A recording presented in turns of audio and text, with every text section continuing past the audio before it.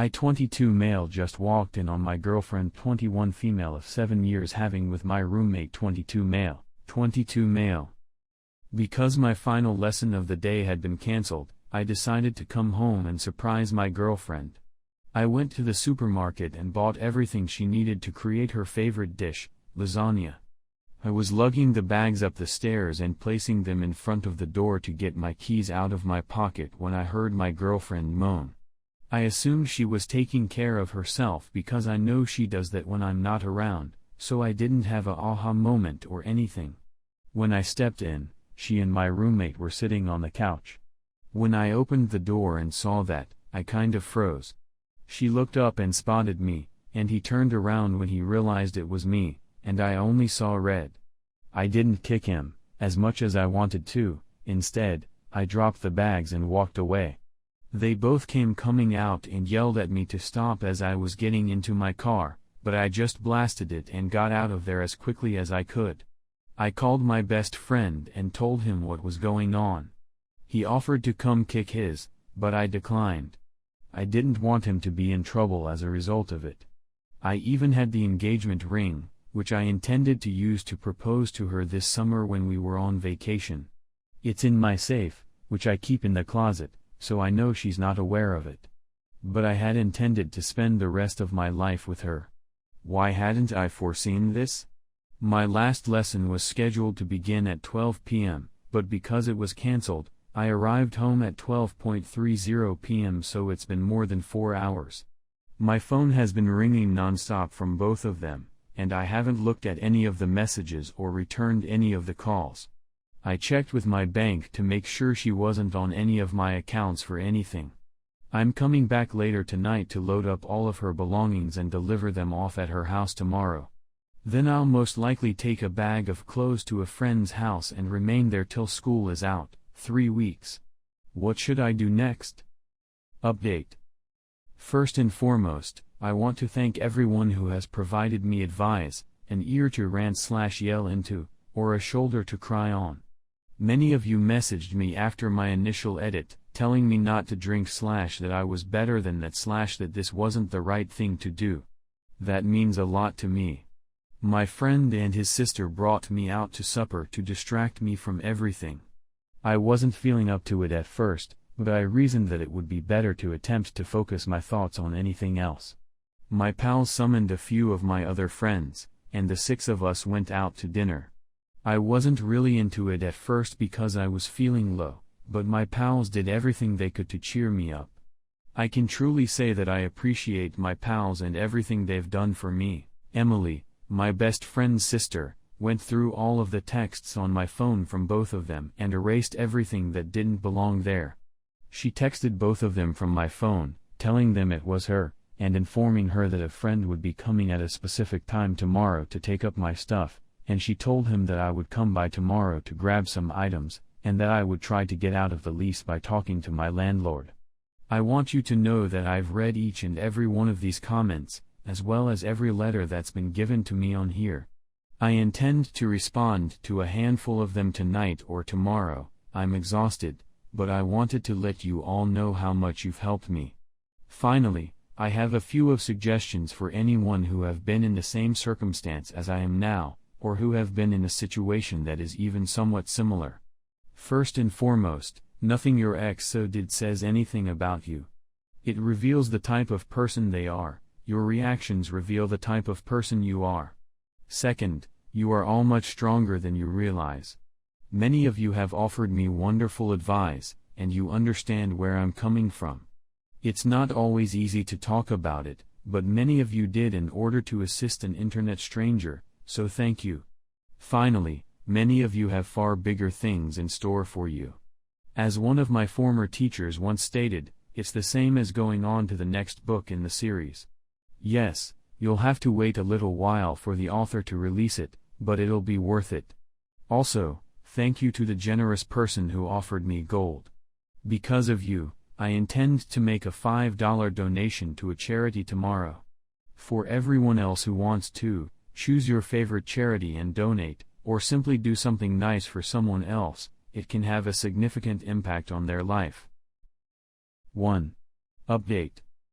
First and foremost, I want to thank everyone for their assistance and good thoughts. Thank you so much. I'll start with what happened after then and work my way up to today, which is why I'm updating only a week later.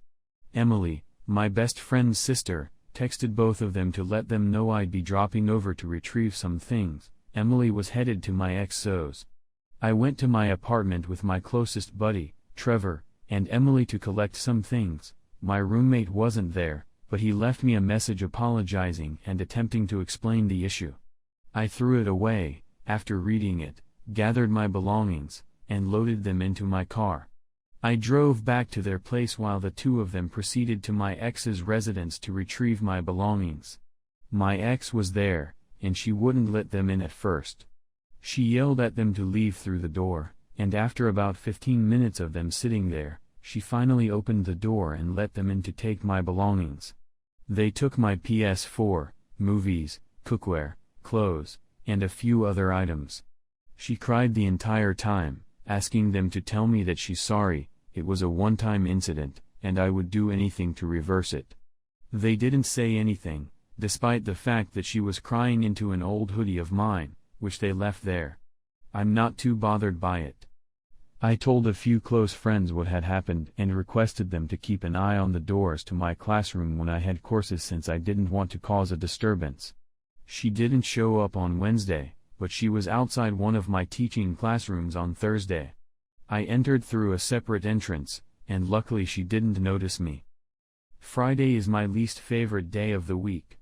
As I mentioned in the last article, in a comment, I'm an education major with practicums this semester. Our education building includes 2 floors, the first of which is a laboratory school, an elementary school where many education students come to complete their practicums, or observations, and the second of which offers classrooms for education students. My practicum is with 3rd graders, and she was waiting for me outside the entrance to my 3rd grade classroom. We have name tags, and only have to show those to the desk to get in. She used to be an education major, but changed her degree, so she wasn't odd in there. My heart sunk the moment I saw her. I decided to simply walk past her and ignore her. She saw me and began crying and attempting to speak to me. I stepped inside the classroom without saying anything. My cooperating teacher urged her to leave, but all of my pupils who were present saw it. They began assaulting me with questions, but I simply said, "There's nothing serious going on right now. We can discuss it later, but for now, we must concentrate on our studies." But, to be honest, it destroyed me on the inside. I described the scenario to my cooperating teacher and requested her to keep an eye out for her if she returned. She replied she would, and that if she saw her again, she would ask her to leave. This weekend, I received a few text messages from her and her roommate, which was incredibly aggravating, a flurry of phone calls, and a slew of Facebook messages. Trevor and Emily also received a large number of them. I worked all weekend, devoting myself to lesson ideas and assignments that were due. I also went out to play golf with some mates. Today is the main reason I'm updating. At around 7:15 p.m., I received a text message from my ex. She informed me that she was pregnant and that the child was mine. I recorded the conversation. I'm trying to remain calm, but if she is actually pregnant, and the kid is mine, that throws everything into disarray. Can somebody give me some pointers on what I should do next? I'm doing my best to stay calm, but this is huge, and I'm starting to panic. Thank you very much. The text message conversation, her, please accept my apologies for what I did. I'm sorry I messed up our future, but I believe we've been given a second opportunity. I realize this isn't what you were hoping to hear, but I'm pregnant. Perhaps this is why I made my error. You can't use a pregnancy to justify adultery, it just doesn't work that way. I'd like to take a pregnancy test. Not one from the store, but to go to the doctor and have them do it for you. If it is discovered that you are pregnant, I will request a paternity test. Her, okay. I'll phone the doctor and make an appointment for tomorrow. But, if I'm pregnant, do we have another chance? No, not at all. All I need from you is the time and location of the appointment. She seemed to be calm enough for this to be a joke. She's been insane for about a week and is suddenly extremely quiet. To be honest, I'm terrified. Update No. 2. Hello, everyone. I've been asked several times for an update, but I've been quite busy, and I actually have some time today, so I thought I'd give everyone an update on my position. My ex scheduled a doctor's visit for a few days following my last post. She texted me the date and time, and asked if I would accompany her. I told her that I wouldn't, but that I wanted Emily to accompany her. She flatly refused, saying that this was our baby and that if I didn't show up, she would cancel the appointment and wait until I was ready. We argued for a while until I caved. I assured her that I would meet her there and that I would stay the entire time, but that I would be completely silent unless the doctor asked me a question. Her appointment was at 9:15 a.m., so I arrived at 9:10 a.m. and sat across from her in the waiting area. The doctor returned her call a few minutes later. They talked for a few minutes, she asked her some questions, and then she made her go to the washroom to pee in a cup. I made sure her bag and everything stayed in the room. Someone warned me she'd buy a pregnant woman's pee and use it instead. The doctor left after she gave him the cup, and she then tried to talk to me. I sat there, ignored her, and texted my pals until the doctor returned and verified her pregnancy. I began shivering and attempted to regulate my breathing, but my ex was overjoyed, and the doctor was overjoyed with her. Then came the scan, which revealed that my ex was about 11 weeks pregnant. I excused myself and went after a few minutes. As I was leaving, I texted her that before anything else occurs, we're going to have a paternity test. To begin with, non-invasive prenatal testing is extremely pricey. I informed her that I would pay half, but that if the child wasn't hers, she would have to pay the other half. Her parents, she said, were willing to pay for it. Her parents had more money than I could possibly spend. Millionaire's money, for example. I informed her that my ex-roommate was also taking the test. She responded he didn't have to, and I shot back, saying, I guess I'll have to wait another 6 months. Because they would not put my name on the birth certificate unless they can verify I am the father. She eventually agreed with me and required him to take the test as well. We were fortunate to get in a couple days later because there's a business nearby that specialized in DNA testing. She brought her mother with her. They indicated the results would be ready in 10 days and that we could come pick them up or have them mailed to us. We responded we would pick them up in person. I couldn't go to the results because I was too nervous. Emily and Trevor both stood in for me. My ex was upset that I wasn't there and almost refused to let them see the findings, but her mother informed her that she understood why I didn't want to be there. I'll never forget Emily's phone call. Hey. Myself, well? You are not the father. But you should have seen the expression on your ex's face. Roommates, I didn't make it plain that he's the father. Sorry. I squealed like a little kid at this point. Later, my ex texted me, and I simply ignored all of them. However, both other personal news, I've moved into a new apartment near Trevor and Emily. My ex doesn't know where I reside right now because her phone number is blocked. She's blocked on Facebook, and I've blocked her on anything else I could think of.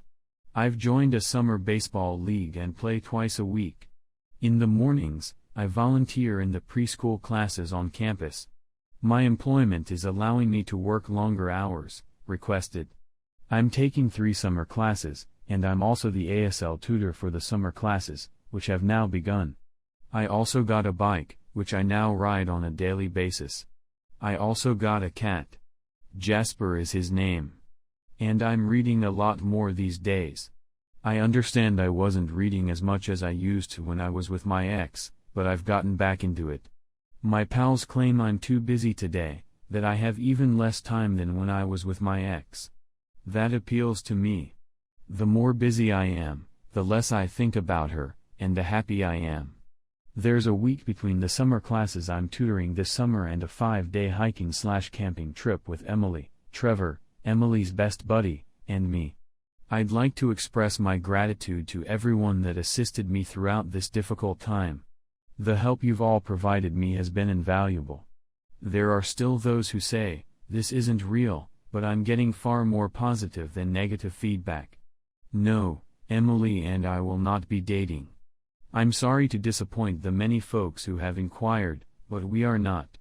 I don't see her in a romantic light, and I intend to remain single for the foreseeable future. This coming school year, I'll complete my BS in elementary education, and then I'll have to decide whether to continue my education and pursue my MS in deaf education and deaf studies, or whether to begin teaching.